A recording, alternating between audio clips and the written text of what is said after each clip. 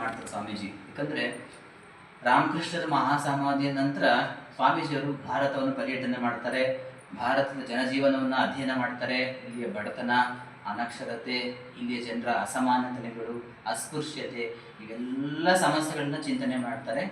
ಈ ಸಮಸ್ಯೆಗಳನ್ನು ಚಿಂತನೆ ಮಾಡಿದ್ಮೇಲೆ ಇವಕ್ಕೆಲ್ಲ ಪರಿಹಾರ ಏನು? ವಿದೇಶಕ್ಕೆ ಹೋಗಬೇಕು, ಅಲ್ಲಿ ಧರ್ಮ ಪ್ರಚಾರ ಮಾಡಬೇಕು. ಆ ಧರ್ಮ ಪ್ರಚಾರದ ಉಪನ್ಯಾಸವನ್ನು ಮಾಡಿ ಆ ಹಣ ಬಂದಂಥ ಹಣದಿಂದ ಎಲ್ಲ ಫಾರಿನಗೆಲ್ಲ ಫೀಸ್ ಕೊಟ್ಟು ಉಪನ್ಯಾಸಕ್ಕೆ ಹೋಗ್ತಾರೆ. ಇಲ್ಲೆಲ್ಲ ಫ್ರೀ ಆಗಿದ್ರು ಬರೀ ಅಂತ ಬರಲ್ಲ, ಅಲ್ಲೆಲ್ಲ ಫೀಸ್ ಕೊಟ್ಟು ಉಪನ್ಯಾಸಕ್ಕೆ ಹೋಗಿ ಬರ್ತಾರೆ. ಆ ಹಣವನ್ನು ತಂದು ಇಲ್ಲಿ ಬಡತನ ನಿರ್ಮೂಲನಾ ಕಾರ್ಯಕ್ರಮ ಮಾಡಬೇಕು ಅಂತ ಸ್ವಾಮೀಜಿಯವರು ಚಿಂತನೆ ಮಾಡ್ತಾರೆ. ಆನಂತರ ಇಲ್ಲಿಂದ ಅವರು 1893 ಚಿಕಾಗೋದ ನಗರಕ್ಕೆ ಹೋಗಿ ಅಲ್ಲಿ ಬಹಳ ಅದ್ಭುತವಾದ ಭಾಷಣವನ್ನು ಮಾಡ್ತಾರೆ. ಸರ್ವಧರ್ಮ ಸಮ್ಮೇಳನದಲ್ಲಿ ಸ್ವಾಮೀಜಿಯವರು ಭಾಗವಹಿಸಿ 2-3 ನಿಮಿಷ ಒಂದೇ ಸಮನಾಗಿ ಸಾವಿರಾರು ಜನ ಚಪ್ಪಾಳೆ ಹೊಡಿತಾರೆ. ಕುತ್ಕೊಂಡಿದ್ದ ಜನ ಎಲ್ಲ ಎದ್ದು ಬಂದು ಎಲ್ಲ ಅಲ್ಕೊಂಡಿರ್ತಾರೆ, ಎದ್ದು ಬಂದು ವೇದಿಕೆ ಹತ್ರ ಬಂದ್ಬಿಡ್ತಾರೆ, ಮುದ್ಕೊಂಡ್ಬಿಡ್ತಾರೆ. ಇವ್ರು ಇಂಥ ಯಾರು ಆ ಭಾಷಣವನ್ನು ಮಾಡಿರಲ್ಲ, ಅಷ್ಟು ಜನ ಮಾಡಿರ್ತಾರೆ. ಆ ಥರ ಯಾರು ಮಾಡಿರಲ್ಲ. ಈ ಪುರುಷ ಯಾರು? ಅದು ಒಬ್ಬ ಸನ್ಯಾಸಿ, ಒಬ್ಬ ಕಾವಿ ಬಟ್ಟೆ ಧರಿಸಿದ ಸನ್ಯಾಸಿ. ಅಲ್ಲೆಲ್ಲ ಗೇಲಿ ಮಾಡ್ತಿರ್ತಾರೆ, ಟೀಕೆ ಮಾಡ್ತಾ ಇರ್ತಾರೆ, ಏನೇನೋ ಮಾಡ್ತಾ ಇರ್ತಾರೆ. ಸ್ವಾಮೀಜಿಗಳು ಎಲ್ಲವನ್ನೂ ಸಹಿಸ್ತಾರೆ.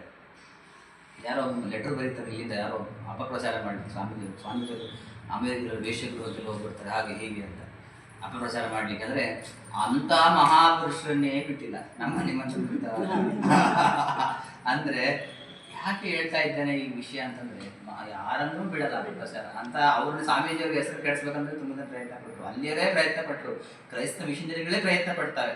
ಆದರೆ ಸ್ವಾಮೀಜಿ ಅವೆಲ್ಲವನ್ನು ಅದಕ್ಕೆ ರಾಮಕೃಷ್ಣ ಹತ್ರ ನರೇಂದ್ರ ಬರ್ತಾ ಇದ್ದಾಗ ರಾಮಕೃಷ್ಣ ಹತ್ರ ನರೇಂದ್ರ ಬಗ್ಗೆ ಯಾರ್ಯಾರು ಏನು ಹೇಳೋರಂತೆ.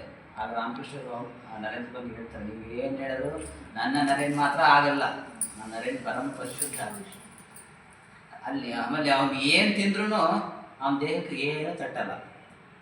ಅಂದರೆ ಅದಕ್ಕೆ ರಾಮಕೃಷ್ಣರು ಯಾರೇ ಭಕ್ತರು ಏನೇ ತಂದುಕೊಟ್ರು ಅದನ್ನು, ಯಾಕಂದರೆ ಒಬ್ಬೊಬ್ಬರು ಒಂಥರ ಭಾವನೆ ತಂದುಕೊಟ್ಟಿರ್ತಾರೆ. ಒಬ್ಬ ಪರಿಶುದ್ಧಿ ಅವರಲ್ಲಿ ಪರಿಶುದ್ಧಿ ಇರುತ್ತೆ, ಅವ್ರ ಮನಸ್ಸು ಸರಿ ಇರುತ್ತೆ, ಕೆಲವರು ಸರಿ ಇರಲ್ಲ, ಅಂಥವೆಲ್ಲ ತಂದುಕೊಟ್ಟಿರ್ತಾರೆ.